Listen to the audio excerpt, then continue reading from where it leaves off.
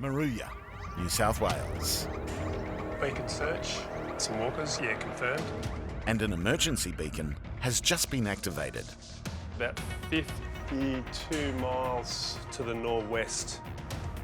Sammy is 19 years old.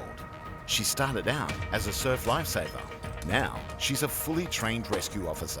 We're not sure how many people are out there. I'm not sure what the situation is, so it could be anything. So prepare for everything, really. Lifesaver 23 is taxiing for departure runway 36.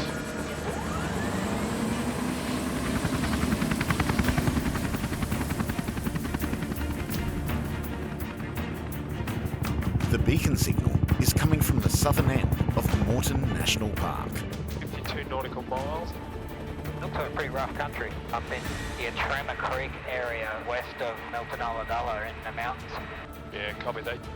But there's a lot of what ifs. We know it's a bushwalking group, but we don't know the size of the group. We also don't know what is wrong, so it could be simply they're just a little bit lost.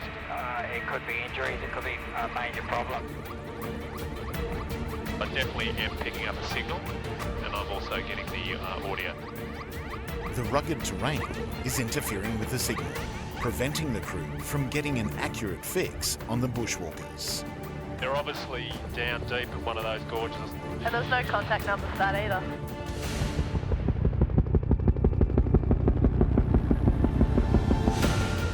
Pilot Matt changes plan. I'm going to bring the speed back, below 60 knots, then we'll open the doors both sides, and we'll start our search. It's now a visual search. You're cleared for the doors. Roger, coming out. I've got nothing sighted on this side. Hopefully they're not on the side of that cliff. Moreton National Park, southern New South Wales. And the crew of the Westpac Lifesaver Rescue helicopter is searching for a group of missing bushwalkers. Okay, we're just popping over the edge of this ridge line. Hopefully they're not on the side of that cliff. I've got nothing sighted on this side. We will go down to that creek. Okay, I've got something 1 o'clock low. There's a fluoro, looks like somebody waving a fluoro kind of flag. It's a man, and he's dangerously close to the cliff edge. Okay, he's definitely indicating some level of distress. I think we need to go and check him out. It's a winch job, and Sammy's up. Yeah, I think I might just take another harness down for just him. My first thought is to get down there and just suss out the situation, and hopefully we can help. Moving her into the door. Copy that. Clear to winch. And you are clear to winch. Winching out Pressures now. in the crew. There's always that bit of adrenaline when you're being winched down and you're not sure where you're going or what terrain. In a rocky landscape as well. To right only. 5, 4, 3. The winch drop requires pinpoint accuracy. I'm in full trust of Ewan. I've got the cliff to the side where I'm being put down, pretty steep rock. My life is pretty much in his hands. 3, 2, 1. Hold. On the ground. And you're clear to rotate. Clear to rotate. This is Stephen, the bushwalking group's guide. He leads Sammy to the injured patient. Rock hopping is not one of my hobbies, and I did have quite some falls. Pilot Matt does his best to keep Sammy in sight, but he has to maintain a safe distance. It is a very remote part of Australia. This is hardcore bushwalking country. Sammy reaches the camp.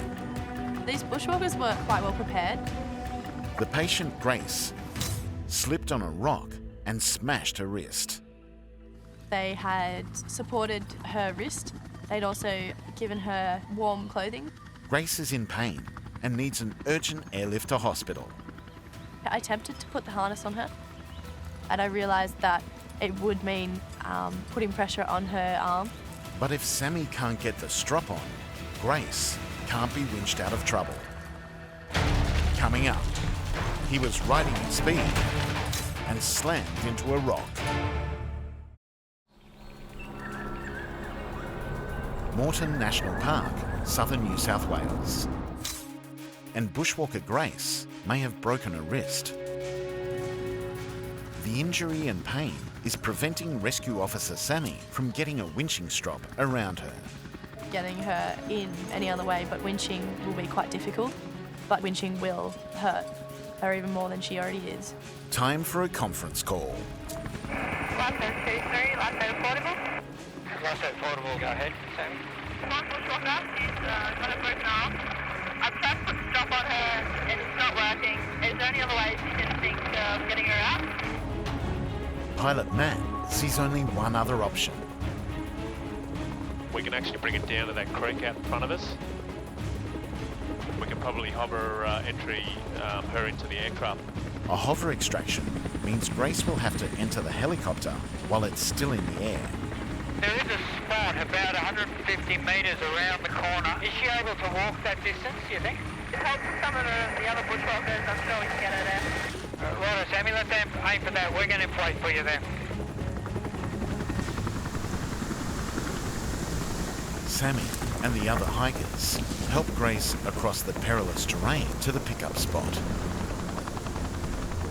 It's quite a trek. She was just struggling, and you could see that she was in pain.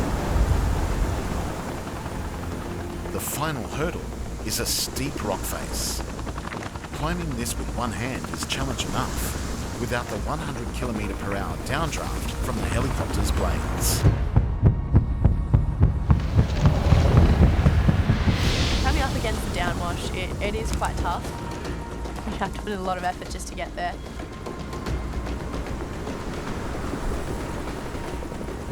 It's in moments like these that the crew's training pays off.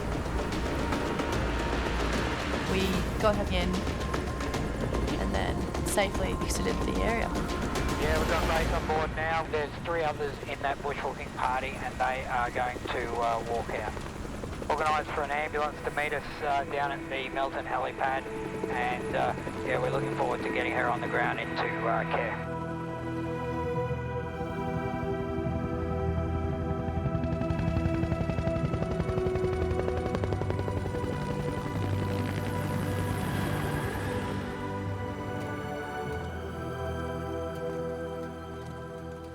The Australian Maritime Safety Authority, Canberra, and a distress signal has just come in.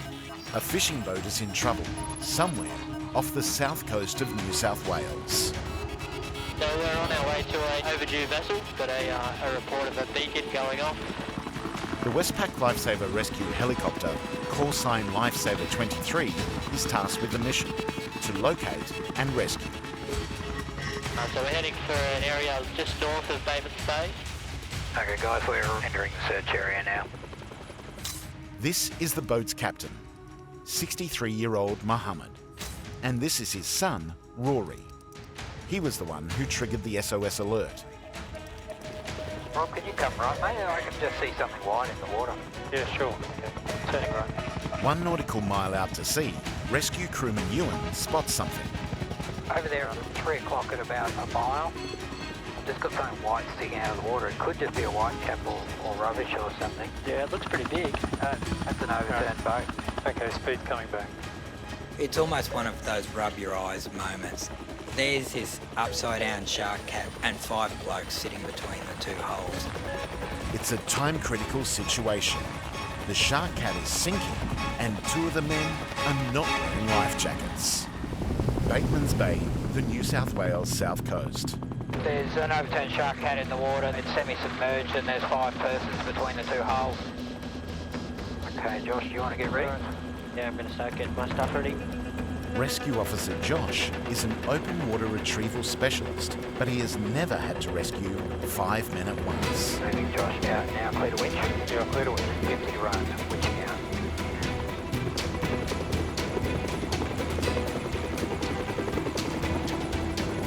Got 30 run now, line good, speed's good, rate of descent is good. 2 of the fishermen don't have life jackets. It's a precarious situation, and Josh knows the risks. He's been a surf lifesaver since he was 6 years old. Hold it, Josh, a bit more. I've made the decision to get the older gentleman without a life jacket.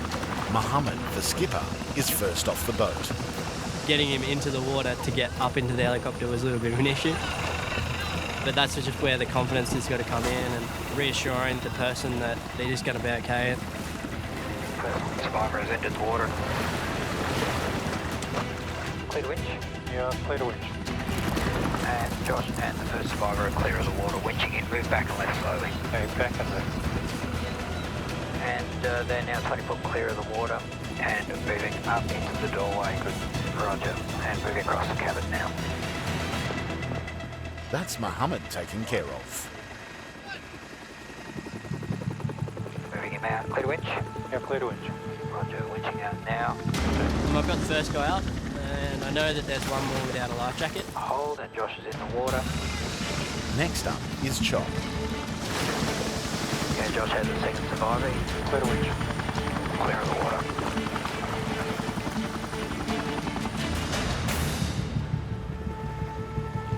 Okay, moving across into the door.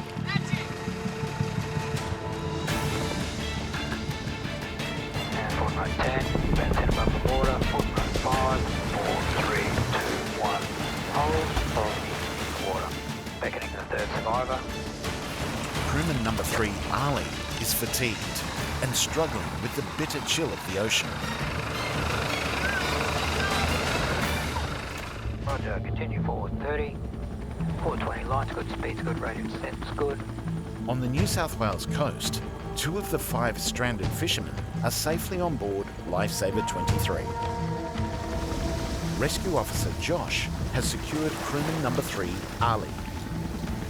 Clear of the water. There was a little bit of fear there for sure. I mean, the unknown and the uncomfortable environment they've never been in before. And then once they get into that aircraft, it's just overwhelming relief.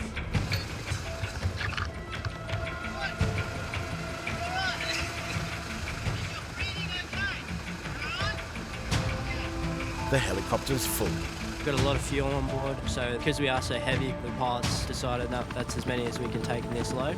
We're going to drop you back down there, and then we'll go drop these guys at Mason's Bay. Safety protocols demand that Josh stay behind with the 2 remaining crew members, Abraham and Rory. We don't like to leave our people out in the ocean, but we also don't want to leave 2 people without some form of assistance.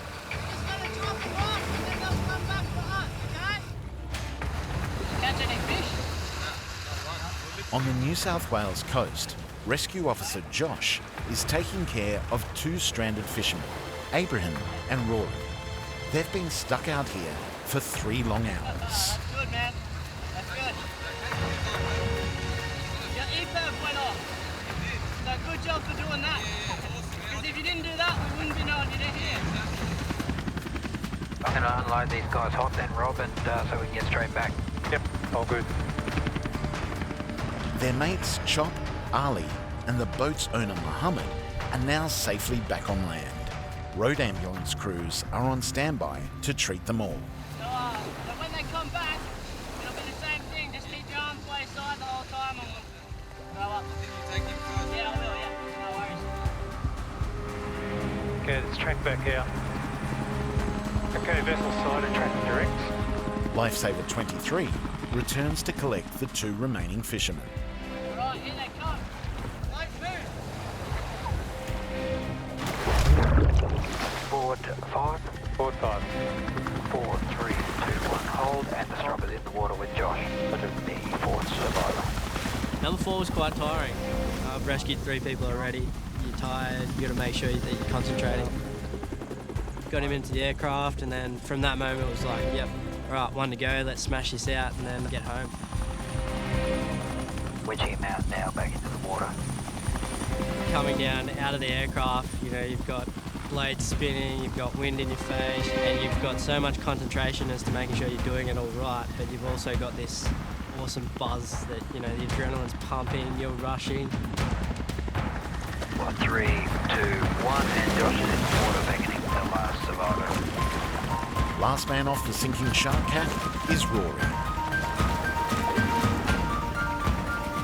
The strop's on, and take the weight now. The last one, he'd seen 4 people go up before him, so I think he was a little bit nervous the fact that he was the last one on the boat. And They're 15 below the skids and up in the doorway. Leaving the door, your reference. My reference. Sure. And moving across the cabin. Once we got him into the aircraft, the relief on his face was priceless, and that really sort of brought home the fact that I'd just rescued an entire family. Not about 40 knots, you clear to rotate. That's right up there with one of the best jobs I've done. It's definitely the most people at once that I've rescued. So yeah, the satisfaction from that's amazing.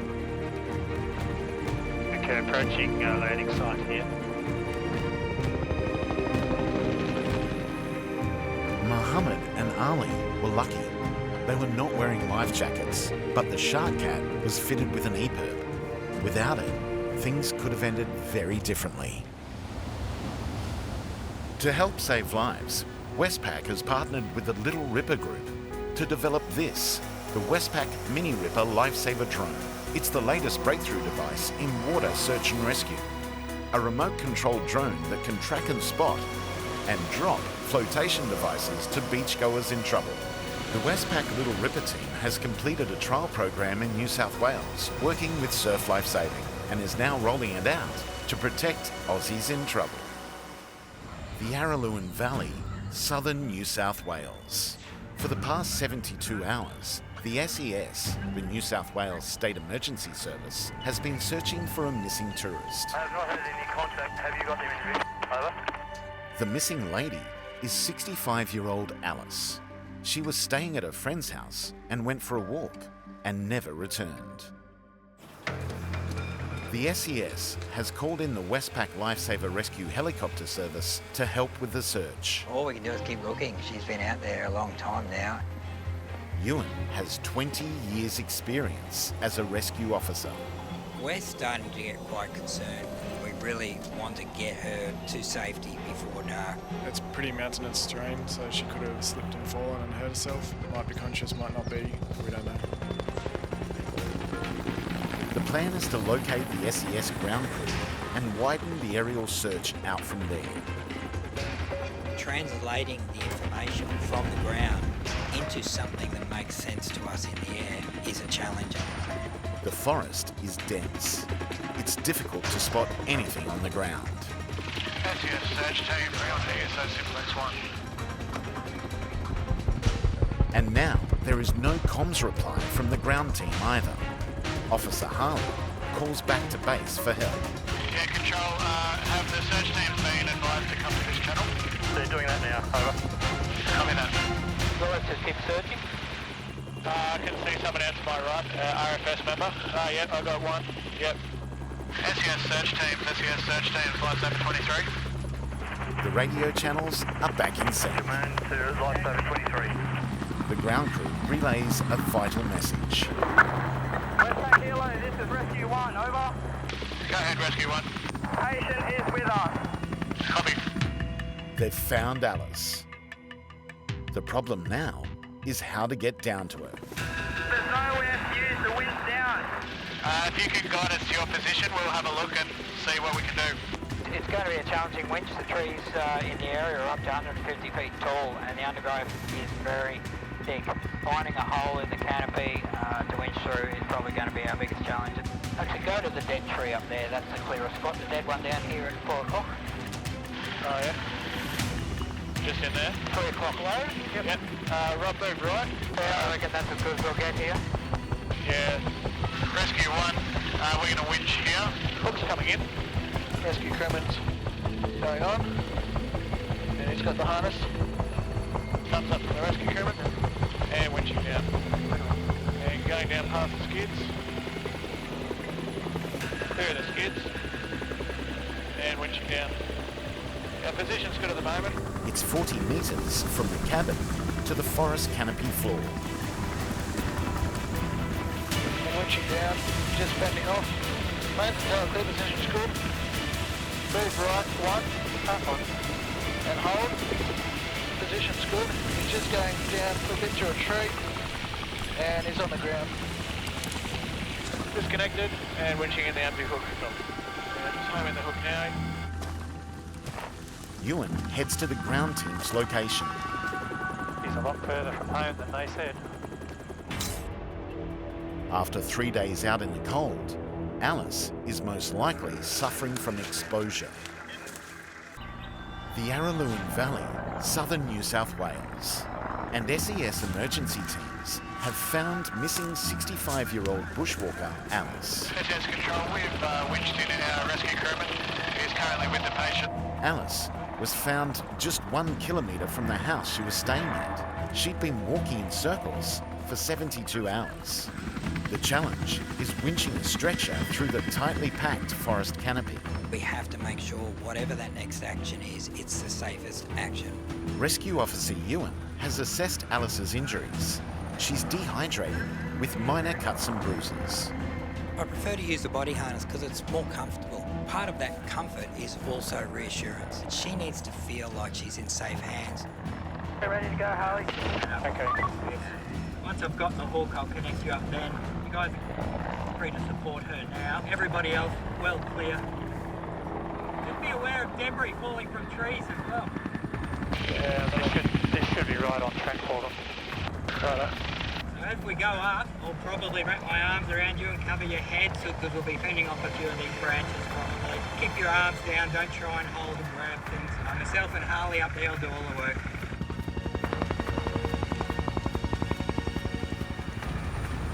Righto, hook is in my hand, hook is out the door. And clear to winch, winching out. 3, 2, 1 and hold. Alice is finally on her way home. So the thumbs up, clear to winch. You are clear to winch. Just taking up the slack.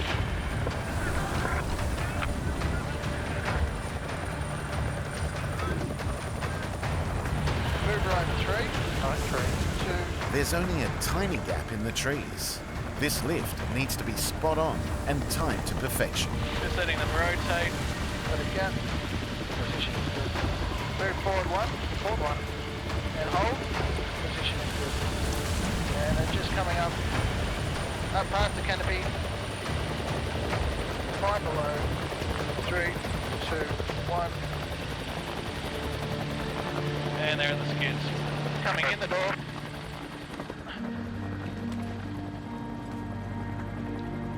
There's a time when you bring the survivor aboard the helicopter and there's almost a visible exhale. That's the point where I feel the reward for what we do, and because it's that point where they know they're going to get home.